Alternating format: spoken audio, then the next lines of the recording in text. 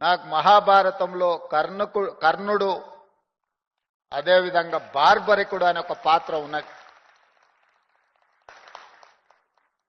కర్ణుడు మిత్రుడి కోసం, కర్ణుడికి అవమానం జరిగినప్పుడు అండగా నిలబడ్డ మిత్రుడి కోసం సర్వం ఒడ్డి పోరాటం చేసిండు. చివరి ఊపిరి వరకు అండగా నిలబడ్డాడు. కొందరికి అది తప్పుగా, కొందరికి నచ్చకపోవచ్చు. కానీ కర్ణుడు మిత్రధర్మాన్ని నిర్వహించిండు. నేను కూడా మిత్రుల కోసం అండగా నిలబడాలి. కొంతమందికి నచ్చొచ్చు, నచ్చకపోవచ్చు. కొంతమందికి ఇబ్బందికరంగా అనిపించవచ్చు. తన ఛాతిని చీరి కవచ కుండలాలు అందించినటువంటి వ్యక్తి, మాట మీద నిలబడే వ్యక్తి కర్ణుడు. రేవంత్ రెడ్డి కర్ణుడా?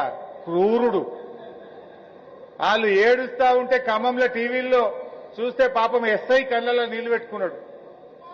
అక్కడ పోయి నిలబడ్డ ఎస్ఐ ఆ ఇండ్లు కూలగొడుతా ఉంటే గుండెలౌసిపోయే విధంగా అక్కడ అక్క చెల్లెలు ఏడుస్తుంటే పాపం ఆ బందోబస్తుకు పోయిన ఎస్ఐ కళ్ళల్లో కూడా నీళ్లు ఆగలేదు.